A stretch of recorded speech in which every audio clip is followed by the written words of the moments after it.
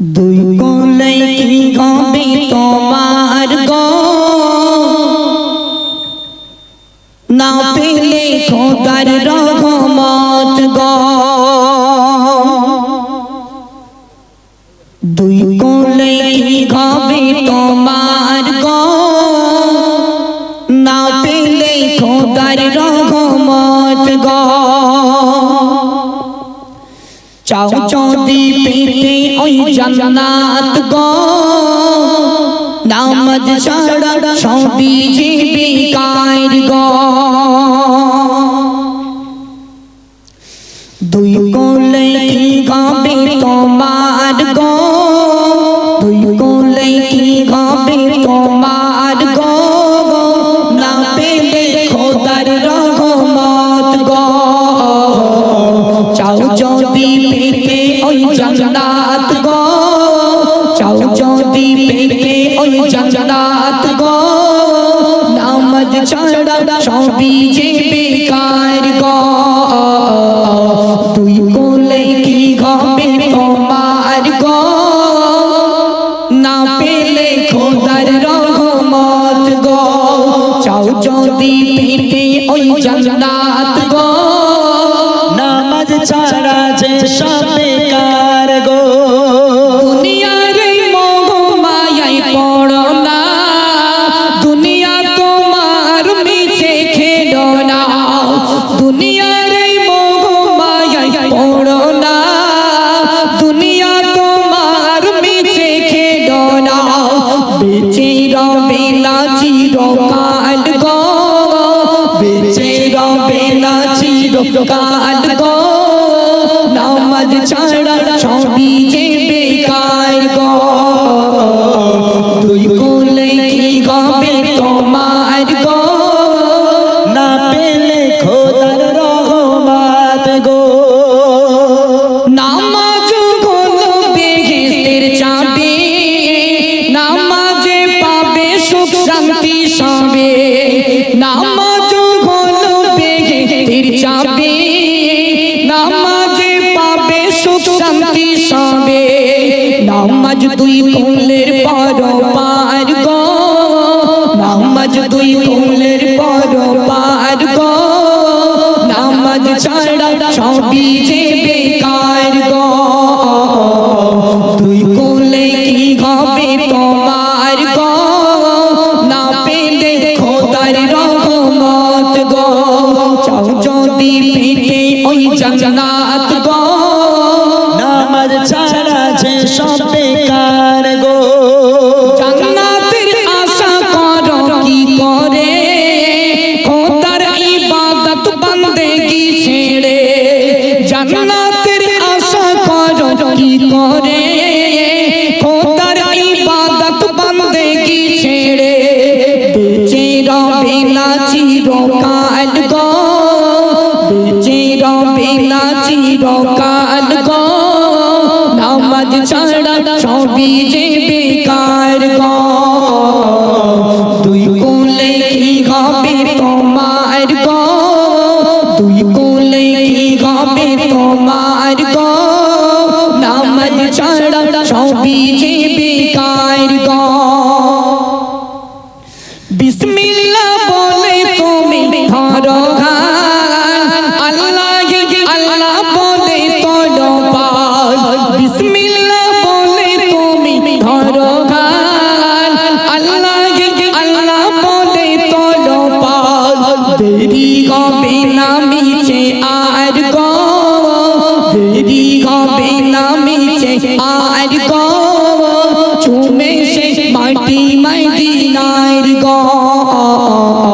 দুই কোলে কি হবে তোমার গো, না পেলে খোদার রহমত গো।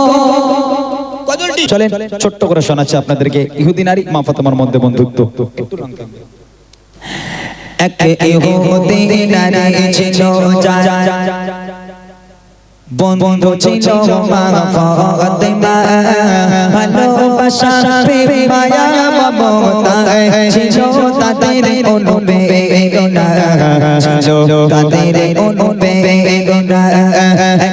অপরের চিন্তা ভাবনায় একে অপরের চিন্তা ভাবনায় কথা মায়া রে বন্দনা ভালোবাসা প্রেম মায়া মমতায় ছিল তাদের অনুপ্রেরণা ছিল তাদের অনুপ্রেরণা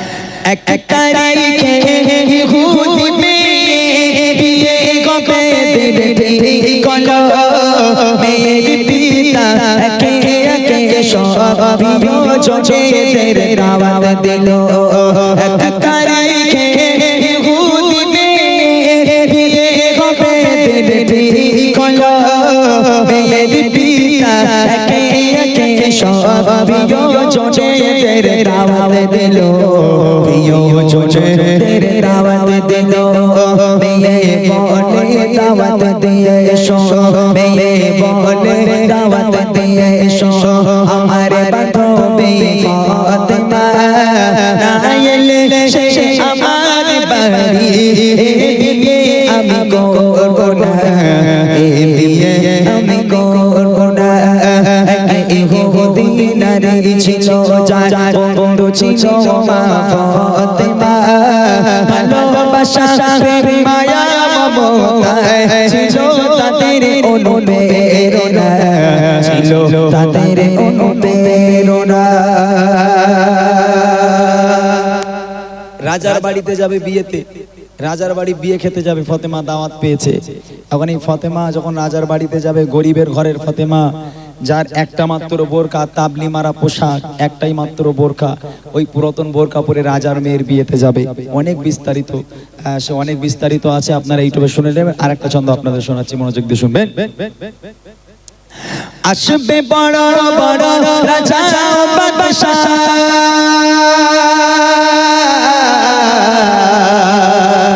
আসবে বড় বড় রাজা বাদশাহ তোমার বিয়েতে আমার বাড়ি গরিব ফাতেমা ছেঁড়া জামা আছে কি তার কোন নতুন শাড়ি আছে কি তার কোন নতুন শাড়ি বাড়ির সম্মান হবে যে বদনাম বাড়ির সম্মান হবে যে বদনাম আসলে গরিব ওই ফাতেমা শোনো বেটি তোমার প্রস্তাব মেনে নিতে আমি পারবো না মেনে নিতে আমি পারবো না এক ইহুদি নারী ছিল যার বন্ধু ছিল মা ফাতেমা ভালোবাসা প্রেম মায়া মমতায় ছিল তাদের অনুপ্রেরণা ছিল তাদের অনুপ্রেরণা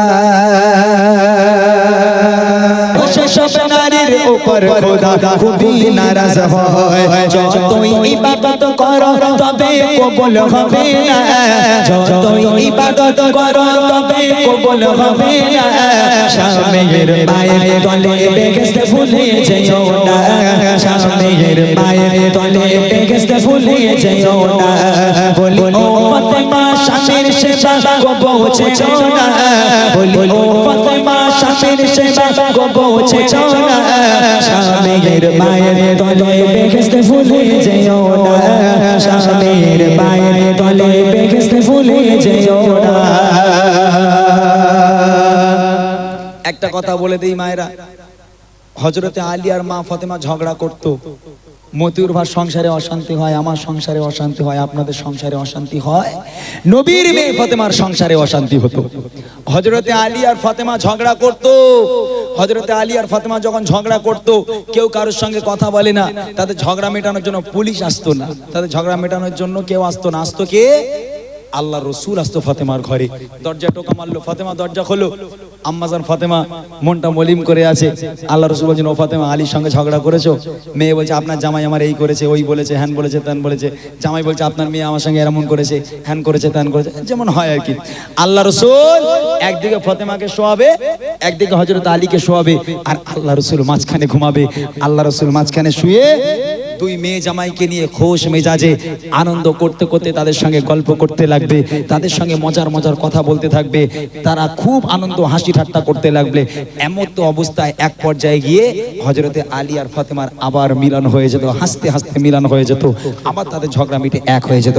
আর আমার ঘরে যদি ঝগড়া হয় মতিউর ভাই, স্বামী যদি একটা বউকে চড় মারে, ও বউ আব্বা শিগগির এসো তোমার জামাই আমার মেরেছে, আর আমাদের শ্বশুর আল্লাহ রসুলের মতন হবে, আমাদের শ্বশুর বলবে এই খুকি খবর তো জামাই যেন পালাতে না পারে, আমি কুরুলে যাচ্ছি দু টুকরো করবো, আমার মেয়ের গায়ে হাত দিয়েছে, এরকম হয় না? ও দু টুকরো করবো, আমার মেয়ের গায়ে হাত দেবো, আমি জীবনে আমার মেয়ের গায়ে হাত দিই, তুই আমার মেয়ের গায়ে হাত দিবি কেন না? দাঁড়া পুলিশ চলে যাচ্ছে, ও দু টুকরো করে পুলিশ হাতে ধরিয়ে দেবো। আমাদের শ্বশুর আল্লাহ রসুল একদিকে ফাতেমাকে নেবে, একদিকে আলীকে নেবে, তাদের সঙ্গে আনন্দ করতে লাগবে, গল্প করতে লাগবে, তাদের ঝগড়া মিটে যেত। আর আমাদের ঝগড়া বলে শ্বশুর শাশুড়ি আসে সংসারটাকে তছনছ করে দিতে, সংসারটাকে ভেঙে দিতে আসে, ওই জন্য আজকে ডিভোর্সের চাপ বেশি। খবরদার, আল্লাহ রসুলের কাছ থেকে শিক্ষা নাও কিভাবে জামাই মেয়ের আজকে সম্পর্কটাকে আবার মধুর মতো করতে হয়। দুনিয়ার বুকে যদি কোনো নারী স্বামীর কাছে গিয়ে বলে তোমার সঙ্গে বিয়ে হয়ে আমার জীবন ধ্বংস হয়ে গেল, আল্লাহর কসম আল্লাহ পাক বলছে দেখে না ওই নারীটা দুনিয়ার বুকে জাহান্নামী, কোনোদিন সে জান্নাত পাবে না। এরকম আমাদের ঘরে মেয়েরা বলতেই রয়েছে তোমাকে বিয়ে করে আমার জীবন ধ্বংস হয়ে গেল, এরকম বলে না? খবরদার মা, যদি কোনো নারী স্বামীর কাছে গিয়ে বলেছে তোমার সঙ্গে বিয়ে হয়ে আমার জীবন শেষ হয়ে গেল, ওই নারী কোনোদিন জান্নাত পাবে না।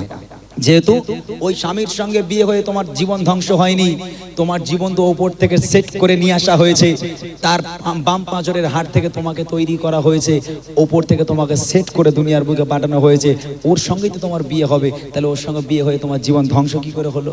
খবরদার মা, এদিক থেকে সাবধান।